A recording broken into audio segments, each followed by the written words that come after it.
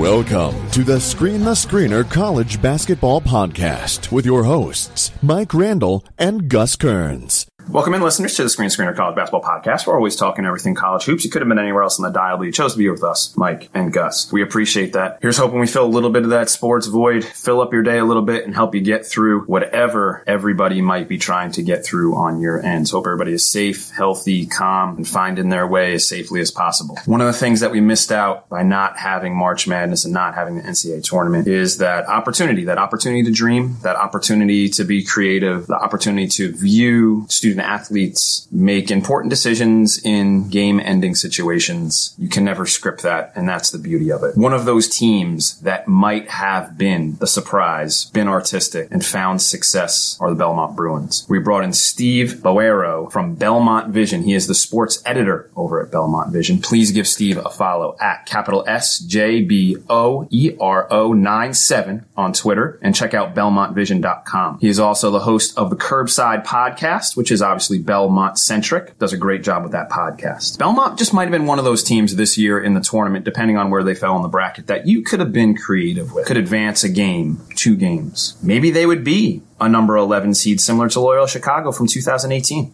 Maybe they would be similar to a number 8 Butler team in 2011 that made it all the way to the championship game. And those seems far-fetched, but there's nothing wrong with being creative. And we talked about a number of different elements that would allow this particular Belmont team to scare. Number one, we talked about the coaching transfer from the legendary Coach Bird with over 800 wins to Coach Alexander. We talked about true student athletes, how impressive the Belmont roster is, both on and off the court, in the classroom as well. Talked about some of the special players that Belmont has coming back, and maybe, just maybe, one of the best backcourts in the nation return. We asked Steven to put on his NBA scouting hat of Ja Morant, of Terry Taylor. He did an unbelievable job breaking those guys down. And then, of course, we had to talk Battle of the Boulevard and the underrated rivalry that exists between Lipscomb and Belmont. Really like what you're listening to? Please give the podcast a follow on Twitter at SDS Podcast. Efficiency of keystrokes, of course. Please don't forget to give Mike a follow over at Randall Rant. He is doing 99.9% of the tech work behind getting the podcast out. Enjoy what you're listening to. Go give him a virtual pat on the back. Like what you're listening to podcast-wise, you want to leave a review, head over to your podcast consumption vehicle of choice. Leave a kind review. Kindness is always cool. Please don't forget to give Steven a follow over on Twitter. Capital SJBOERO97, and check out his information over at BelmontVision.com. You can hit up his podcast there as well. Please enjoy the conversation with Steven about Belmont. We'll catch up with you guys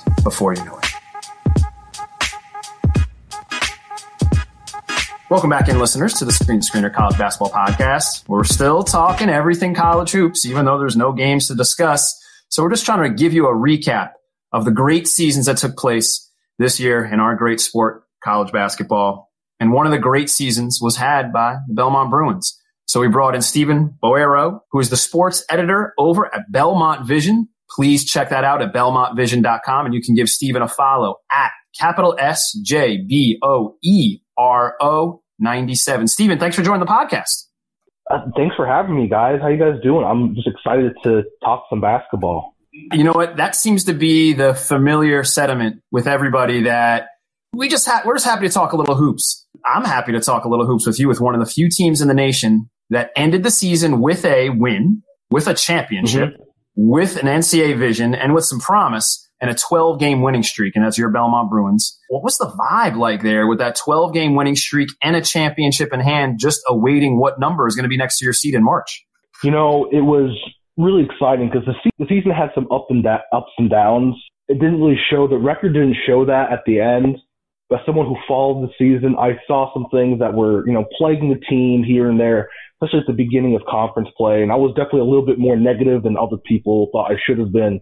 But they did it. They got 12 straight wins at the end of the season. And like Coach Alexander and a lot of other people have been saying, is not how you start, it's how you finish. And that's what they did. And I was still a little bit worried about a couple things, but when you watch that final game, the OVC tournament, it was Nick Muszynski. Nick Muszynski is the game changer. And if you look at last year's OVC tournament final with Ja Morant, and I'm not going to put down Ja Morant's performance or Murray State's performance, but I do think that would have been a completely different game with Nick Muszynski on the court, but he was hurt with a foot injury.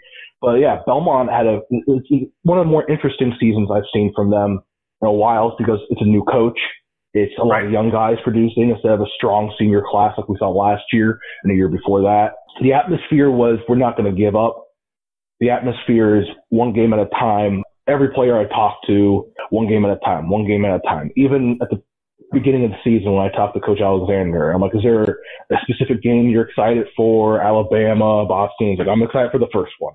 So there's a lot of coach speech, and that's been kind of like the Rick Byrd media presence. So that's what Rick Byrd's always fed the media. Rick Byrd's always been great. I love him. He's probably one of my favorite coaches of all time. But, it's always that one game at a time and just not giving up. And that's what you saw. 12 straight games at the end of the season. They got that number one seed, which really did help them a lot. They didn't have to face Murray or Austin Peay until the final. They had a much easier road to the final than Austin Peay or Murray.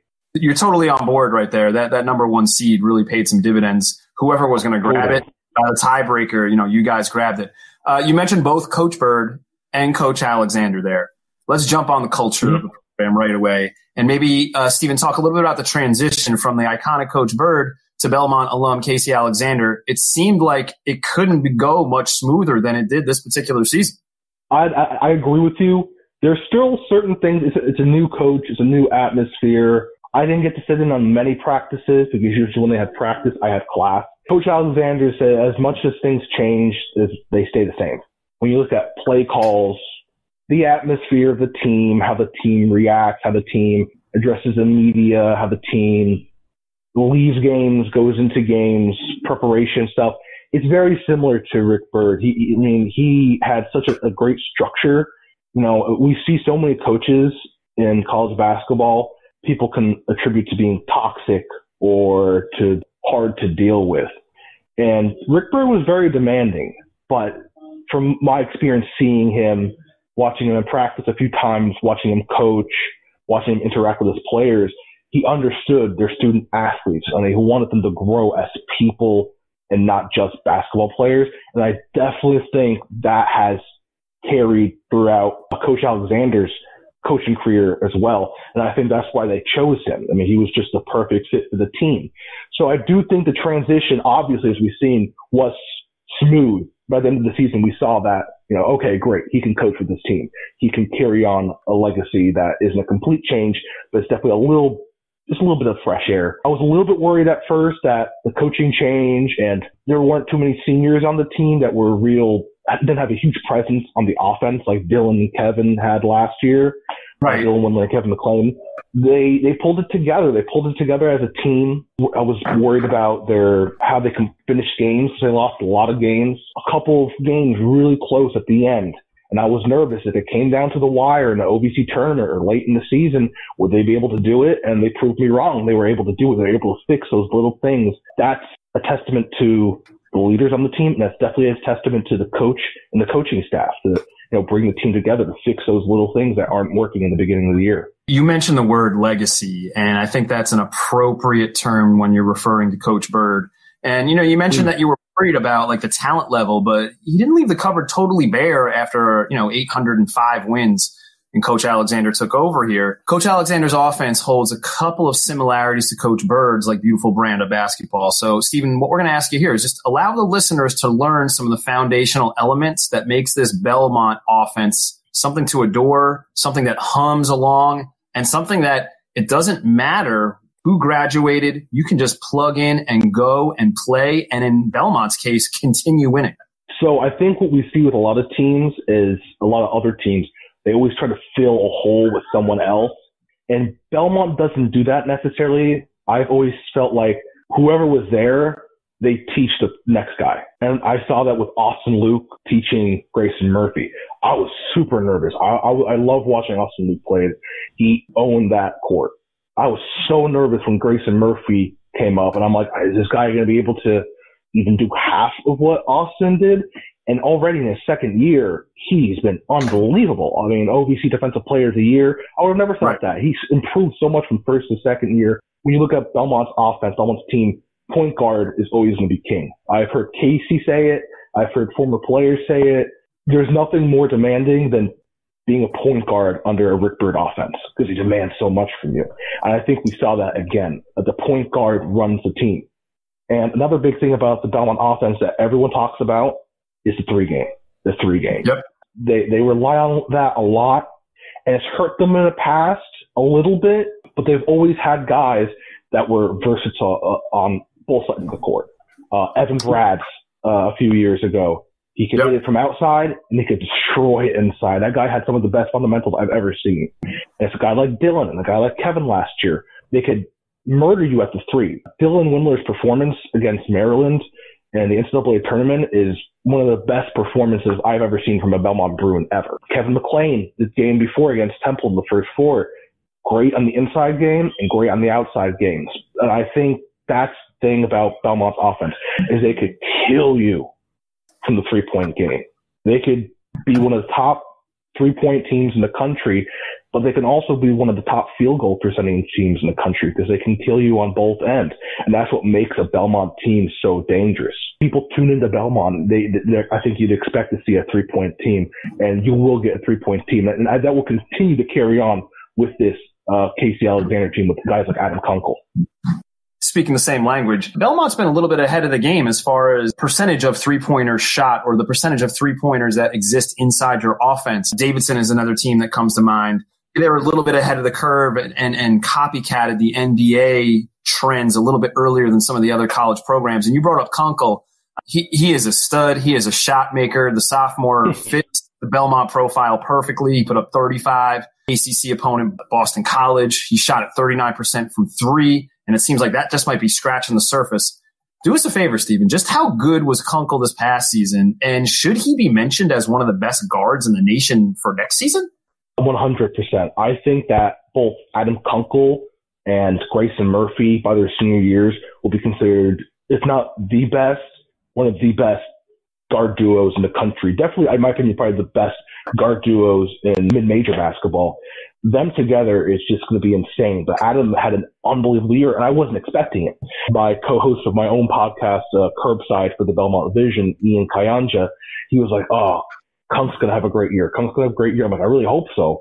Because we didn't get to see a whole lot from him last year. He was averaging less than 3 points a game, less than 5 minutes a game. The biggest stat of last year was a big block he had against Temple in the first four. You know, I wasn't expecting to see what we saw, and he completely blew up. Without Adam Kunkel's performances this year, Belmont wouldn't have had 27 wins that they had. They probably wouldn't have been a 1 seed as well, because there were a few games they really relied on Kunk's three.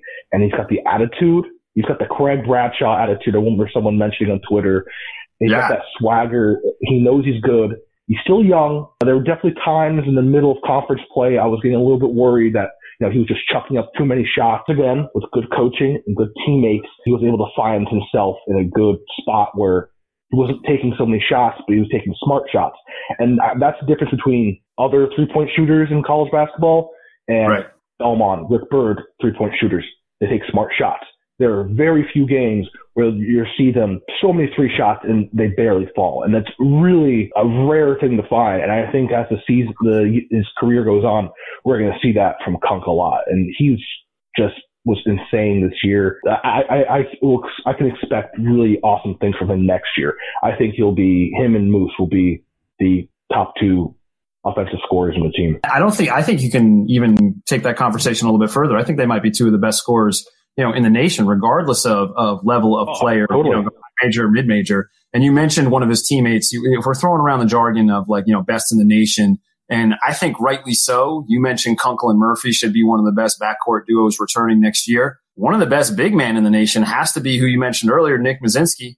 He was an absolute stud in the OVC championship game, 25 points, 8 boards, 2 blocks. He's just simply one of the most efficient players in college hoops. Stephen, allow the listeners to get to know Muszynski a tiny bit and his unique equation of legit size, his skill set, and you mentioned the hoop IQ that Belmont owns as a team, but Muszynski's hoop IQ really stands out on both ends of the floor. Oh, absolutely. And if you look at Belmont's athletes all around the board, there are usually really great students. Belmont always wins the GPA, Dean's Award, the Commissioner's Award for academics. Dylan Windler was first-round draft pick and a 4.0 student in accounting at Belmont. So I think that definitely adds to the basketball IQ that the program has demanded and has wanted from these players. And that's why I think we've seen so many players go on to be great coaches. Nick Muszynski is a really special player. And I remember last season, Rick Bird's last season, you would see Rick Bird yell at Nick so much. And it kind of became like a running joke about Nick's going to be happy when Rick Bird's gone because he's not going to be getting yelled at all the time. But I think Rick saw the potential and how talented this kid was that he demanded so much from him, even in that first year. And his impact was unbelievable. He was freshman of the year. One of the best things I love to see from Nick, you pass the ball to him in the paint, and with a guy like Grayson Murphy, you can rely on a near perfect pass every single time. Yeah, right. He does that great ball slap in the post, takes like 2 steps. He can take a hook shot that looks absolutely atrocious, and it finds its way into the basket. Every single time. You just got to feed it to Moose. I think that I don't know how Murray State and how Austin Peay are going to be able to fight back at him. The best way to defend Moose is to make sure he doesn't get started early. If Moose gets going early, he'll be good for the rest of the game. If he has a slow start to score some points and get in the paint and be successful, it's usually a harder hill to climb. And that's something, I don't know if that's mental, if that's physical. He definitely is one of the slower guys on the court. And for last season, he had to get pulled out a lot. That's one thing I really want to see from Moose in the upcoming years, is for him to get his conditioning up, be a little more of a threat on defense, because it was pretty much him on offense and then senior Seth Adelsberger on defense to replace him. I was going to say, it seems like what you're describing is very similar to what Caleb Wesson from Ohio State went through, where he's just this like ultra uber talented guy. And once we saw Wesson get in shape this year, I mean, he was a force on both ends of the floor. He was able to stretch out his shooting range. He was able to defend multiple positions and not be a liability defensively. So I think we're looking for the same type of development from Muszynski, right, during the offseason? Oh, totally. And I think with a coach like Casey Alexander, who definitely, he's not a defensive coach, but he's more defensively minded than Coach Bird was. And we saw that success on both ends of the court at Lipscomb. You got a player like Garrison Matthews that, you turn Garrison Matthews into an NBA player. And that's also another big thing, a big plus of Coach Alexander. He's a great recruiter, which is half the battle in college basketball sometimes. I think having a guy like Coach Alexander molding these players into a more defensive team, and we saw that with Grayson Murphy as well in the offseason.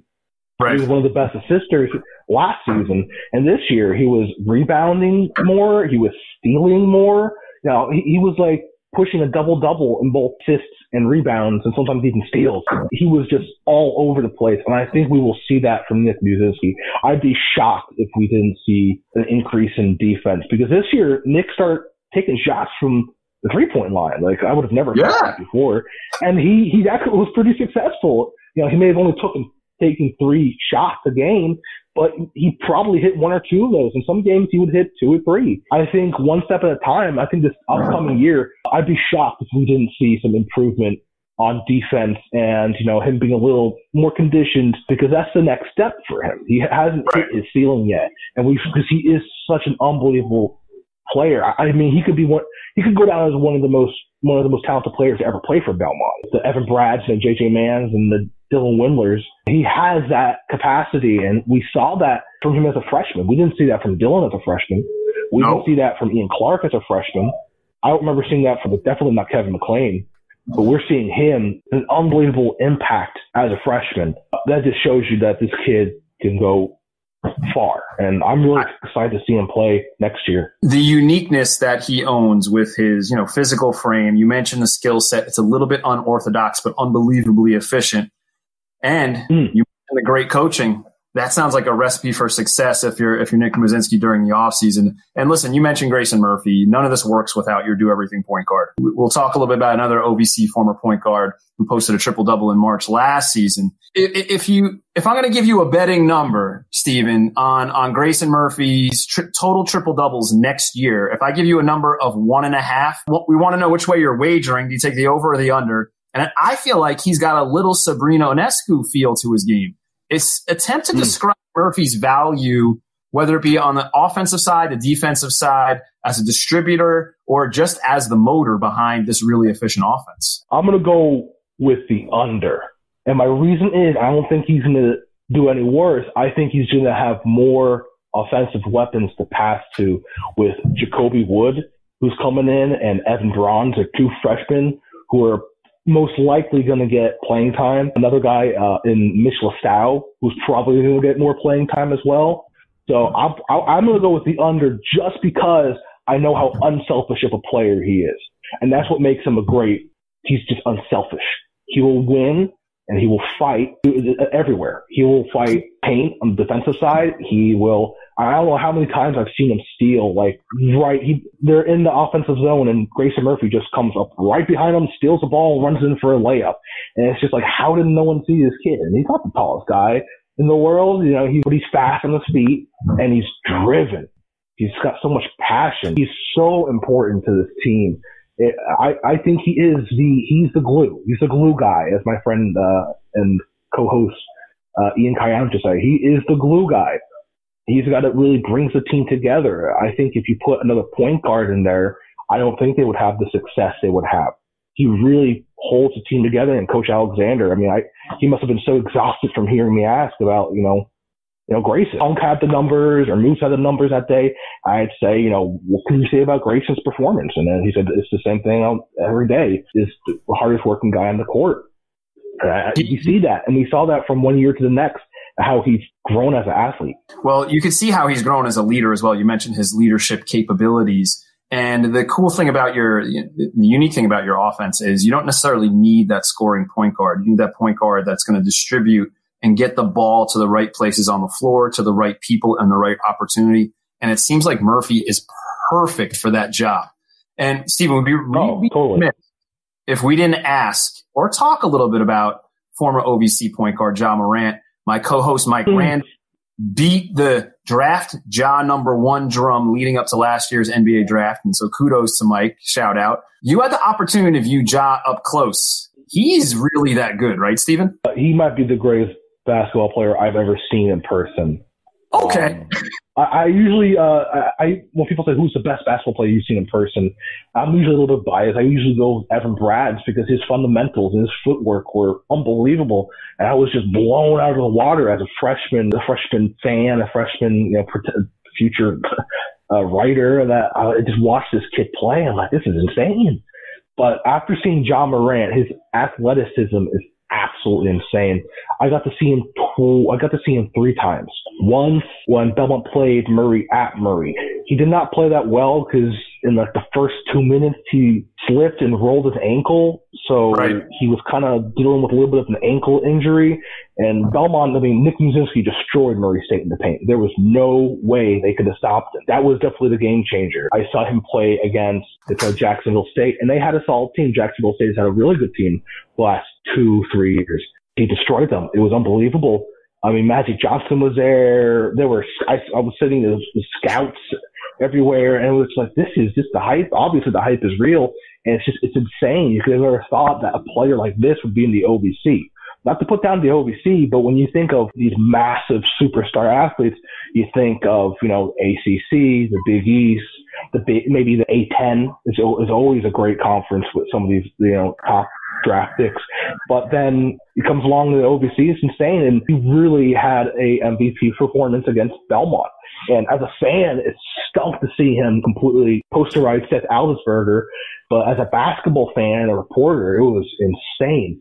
I think that he probably should have been the #1 overall pick. Not that Zion Williamson is worse, but I just think that Ja's impact Memphis was insane. I don't think anyone was expecting Memphis to be this good. And I think if you take Ja Morant or out of Murray State and you put another solid point guard in, Belmont would have ran the OVC. Murray State had a great team. They would have been fighting with them, I think, more like this season. But Ja Morant was the game changer. He sat behind 2 really good seniors at Murray State that helped develop him. And he also had a chip on his shoulder that no one else wanted him. His AAU teammate, Zion Williams, was the college basketball god. And he had a chip on his shoulder, and he proved it every single night. And it was just so unbelievable to see him. But, I think he's the best college basketball player I've seen. His athleticism is insane. I think that's hyperbole. I think if you saw him play live in college, then he just might be the best player that you've seen. And he absolutely blew up this year for the Memphis Grizzlies and did things that maybe, he expected to do, but maybe, as the casual basketball fan, nobody expected him to blow up like that. Hey, no. Steven, put your NBA scout hat on for a few more minutes here. A few more players. Give us a quick rundown of what you saw with Terry Taylor. He's one of our favorites. From Austin Peay. He's an absolute box scorer hog. He averaged a double-double, over a steal, over a block. He had a great year. And then, we're talking Murray State. I think we have to include Tevin Brown, another really big guard who jams up the box score. So put on your NBA scout hat for both Terry and, from Austin Peay and Tevin Brown from Murray State this past year. Well, I love those guys. I'm a big Terry Taylor fan. Deserved Player of the Year. And As long as he's healthy and as long as, depending on how Nick Muszynski plays and how Adam Kunkel play, I think he'll most likely be Player of the Year again because he just dominates the court. When Austin Peay played Belmont, he had, I think, 26 and 23. It was insane. Yeah, he carried the team. It was insane. And I think that's what hurt Austin Peay. But they have a couple other younger guys on the team that will definitely, I think they're going to be the biggest threat in the OVC besides Belmont. I think Murray State, they're going to have a good team, but I think Austin Peay, with Terry Taylor as a senior, I think it's going to be quite frightening. I don't doubt that for a second. And how about Tevin Brown? What did you see from him from Murray State? Just another big guard who can do a little bit of everything. And he's another guy that, you see some of these smaller mid-major teams, they learn from the guys before them. And I think, you saw a guy like Ja, and he tried to do what he does best, and he is unbelievable. And there were definitely a few NBA scouts at Belmont games when Murray came to play Belmont. And I'm like, oh, it's only a sophomore, but I think his ceiling is extremely high, just as high as we talk about Nick Muszynski and Adam Kunkel. With Terry Taylor, I didn't talk about this when it came to draft potential. And if he has as good of a season as he had this year and better, I definitely could see him as a mid to late second round pick. Yeah, sure. Why not? So, and if he makes the tournament and has a great game, he could definitely. It's a similar situation with Dylan Windler. That tournament game makes a huge difference.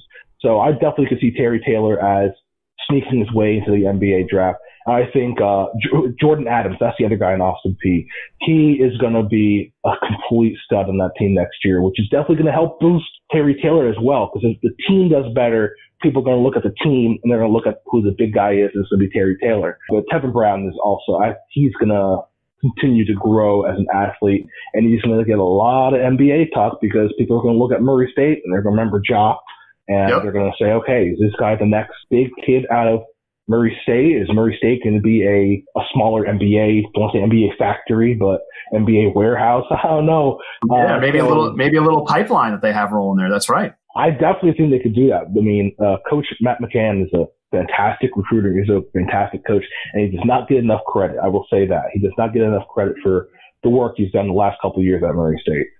Well, I think if you're going to say one thing about the coaching staff there, Murray State, number one, they have no trouble mining and digging up little gems. And then when they do find those little stones, they definitely develop them and shine them up real pretty. So they do a great job of player development too. Hey, Steven, we'd be remiss if we didn't ask you about the OVC miracle that Josiah Wallace in Eastern Illinois pulled off. They were down 27, and then they come back and win the game on a Wallace 3 at the buzzer. That dude can just flat out shoot it and score. Give us the feel in the conference, just how bananas was that OVC result, and how well did Wallace play, after that moment? He kind of balled out the second half of the year. I love EIU. I have small places in my heart for kind of the mid-tier OVC teams. And I got a friend I became friendly with. He's the sports editor at EIU student-run newspaper. So I've always kind of rooted for EIU. See them pull off that win was insane. I watched the recap after. I was just kind of following it on my phone. I'm like, this is not happening, right? And my roommates were like, this is insane. We caught the end of the Jacksonville State one, and it was just crazy. And it really helped Belmont in the long run, but it showed that, okay, EIU, you got something to prove. And I was a little bit worried about playing them in the OVC tournament if they got to us, because I thought that, everyone wants to beat Belmont. Everyone wants to beat Belmont. No matter who they are, where you come from, everyone wants to beat Belmont. And it was really great to see Wallace and that team put up a fight and have a really solid season. And I definitely think they're going to be a team to watch next year as well. I think OVC is going to have another really good year. I think this was a little bit of a down year overall. I think all the teams are relatively similar across the board, but compared to last year with Windler and Morant, this was definitely a little bit of a down year. I think next year it's going to be an awesome year for OVC with Taylor as a senior, with another year with Tevin Brown and Moose and Kunk being better, and then having a pretty solid EIU team. And TSU is also another really good team that keeps trying to push and grow as a program. So I think next year is going to be a really awesome year for the OVC. Well, I think what you're saying here is I think that people that are fans of the OVC, fans of Belmont, we could be talking about a multiple bid league again here, and it could be because of talent encapsulated inside the conference. You just gave us a great rundown of the talent that exists there. All right, Stephen, let's talk about the Battle of the Boulevard. It owns additional juice now that Coach Alexander just kind of walked down the block to join Belmont. And we always get really excited for like Duke UNC or Louisville, Kentucky. I mean, Arizona State now has a little juice. And, just being selfish, like some of our Big East battles, they grab all the rivalry week, quote unquote, attention. Can you explain the uniqueness that exists with the Battle of the Boulevard there in Nashville a little bit for the listeners? Yes. And it's really a unique one. It's one of the best rivalries. I know Murray State, Belmont has become a big one the last couple of years, and that's because of the talent pool and the kind of top heaviness of the OVC, and just because we're in the same conference.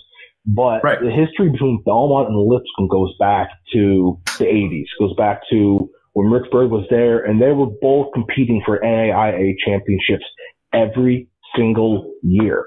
And I got a chance to talk to a bunch of people. ESPN baseball analyst and reporter Buster Olney. He was a Vanderbilt graduate, and he covered Belmont and Lipscomb NAIA championship games when he was a reporter for the National Banner. Very cool. He told me the atmosphere was insane. They would pack out Memorial Gym, Vanderbilt's basketball gym, for the NAIA games between Belmont and Lipscomb. So there's this deep-rooted history that goes all the way back to the 80s and early Rick Byrd. And then as they both transitioned from NAIA then to D1, they both found themselves together again in the A-Sun. Belmont had those great years in the A-Sun with J.J. Mann and Ian Clark. So those games were super important because they actually meant something. They're fun. I love them. I want them to win as a Belmont fan, but they don't have that juice that so many other people tell me about because they're bigger rivals going back so many years. My best memory of a Battle of the Boulevard was Evan Brad's overtime win at the Curb. He scored to go into overtime, and they threw a massive lob pass to Dylan Windler to win the game in overtime. Time expired, and that was the first feel I got. I'm like, okay, this isn't just, we don't like Lipscomb. This is like, we want to win this game.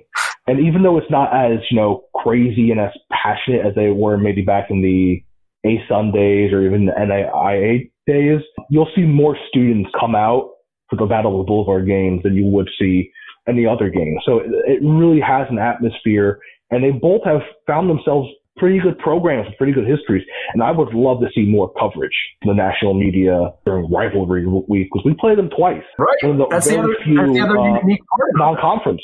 Yeah, very few non-conference teams play each other twice. We get to play each other twice, and some years it stinks because either they're not good and it doesn't really help our resume, or they are really good and we get our butts kicked by them, which happened 2 years ago when Garrison Matthews kind of came out of nowhere in my mind, and we lost to Lipscomb. We got blown out by Lipscomb twice because Garrison Matthews and Coach Alexander showed who was boss in the Boulevard those 2 years. Last year, when it was Garrison Matthews and Dylan fighting out their senior year, those were two huge games.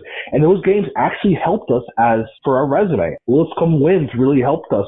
And they have KJ Johnson, I believe, was a freshman, Lipscomb this year. He's going to be a superstar. That kid was unbelievable. And he was a guy that Casey recruited. And I think Belmont fans should be excited because Casey's a great recruiter. The kid he stayed with Lipscomb. I was really hoping as a fan that Casey would try to convince him to maybe switch commitments to Belmont, but that was not going to happen. But right. I think the rivalry will continue to grow as the programs grow. And I think Lipscomb is definitely invested into continuing to grow their program.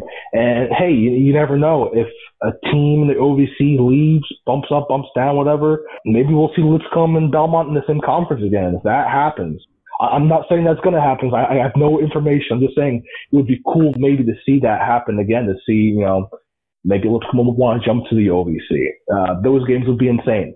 It's a very fun rivalry, and I wish they got a little more national attention than it did.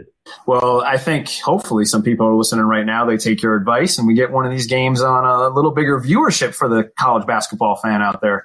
All right, Stephen. Let's always fun. Yeah, let's allow the Nashville natives to dream a little bit here. Do us a favor. Look into your crystal ball. This Belmont team would scare the pants or the shorts off of any team inside the bracket.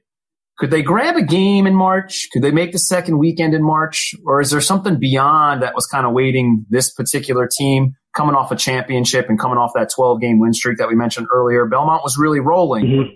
What did your crystal ball tell you in March might happen with this Bruins team? I think they definitely could have won a game. I definitely think they could have won a first-round game, the round of 32, and I think they would have held on, but I'm not sure. Depending on what the bracket situation was, I was really if they got a 14 seed, it would have been tougher than, obviously getting a 13 seed. I think if they got a 13 seed, they definitely would have won the first game and maybe a second game. And that, once again, that all would have depended on who won certain conference tournaments. Absolutely. If a lower quality team won a tournament, Belmont could have jumped up to a 13 seed. I definitely think there were more of a 14 seed than the 15 seed. I definitely thought there were more of a 15 seed at the end of the season.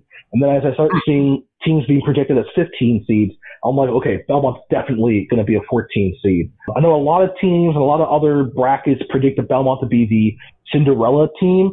I do think it would have been possible, but I don't think it would have been likely. I don't think they would have made it to the Sweet 16 because I still feel that they're still a little too young and they were relying on young guys in those big situations. And they proved that they could win in those big situations. I'm not sure just how deep they could have gone against playing teams like Seton Hall and Kentucky.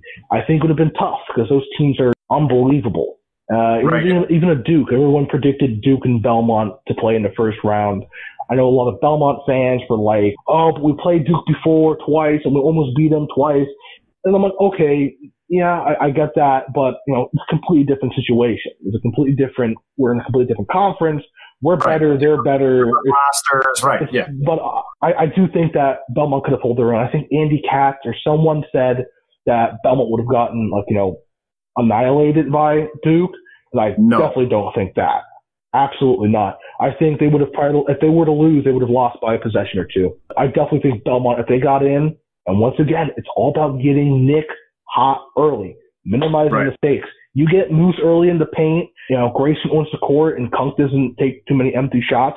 Belmont can win. Belmont could drop 90 on you. They'll win. So I definitely think if that was the situation going into maybe even a Duke game or a Kentucky game, I think they could have definitely won. I definitely would have seen them winning a game, going to the round of 32, and either just squeaking by or just losing like they did against Maryland. I mean, they were one bucket away from beating Maryland and going to next round.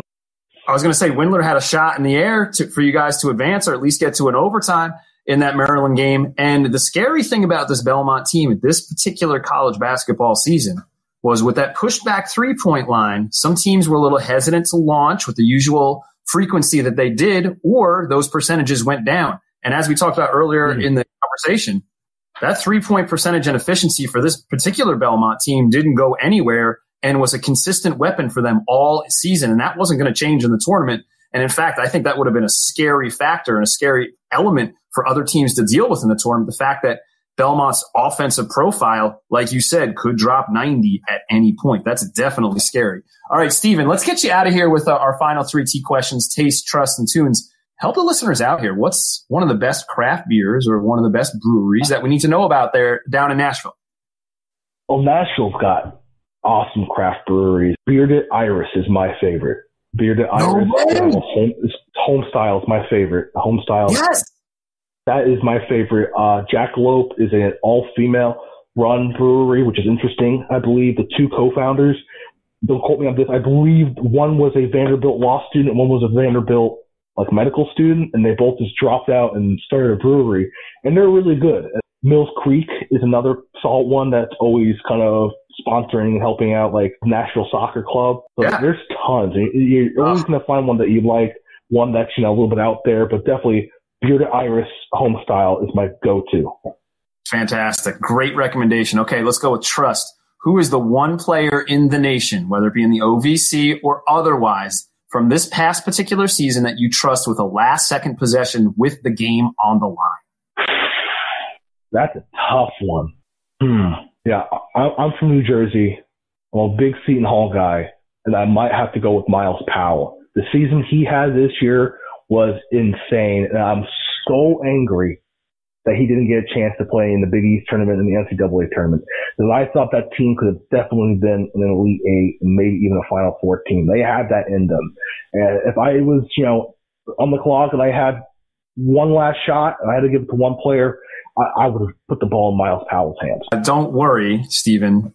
Asking this question to many of our guests, multiple people are in the same boat with you and give the ball to Miles Powell. So you're in good company there, no doubt.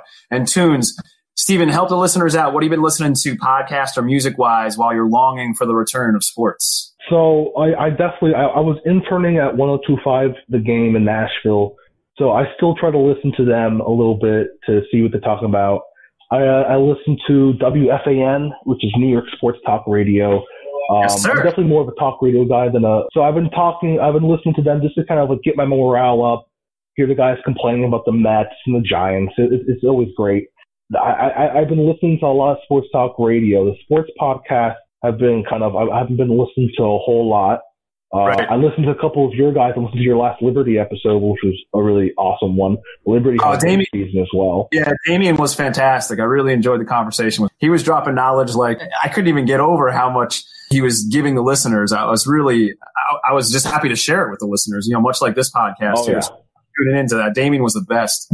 In the small world of small worlds, we're based here in New Jersey as well, so we were very familiar with. Oh, I didn't know that. So, Stephen, we just want to say, glad we were able to make the local connection even before talking about it during this, live kind of podcast moment for the listeners out there. Hey, stay safe, stay healthy, stay strong. I hope that maybe we can catch up again during the preseason, maybe talk a little bit more Belmont then under some better circumstances. And thank you for giving the listeners so much Belmont knowledge today, Stephen. Thank you. Of course, man. Thank you so much for having me on. I love that. I've loved my time covering Belmont basketball, and I'm going to continue to follow it diligently after I graduate in OVC. Yeah, man. Thank you so much for having me. I've had a great time. All right, cool. Very good. Cheers. Cilantro, grazie, latte, everybody out there. Stay safe, please. I'm addicted to the appetite. It's a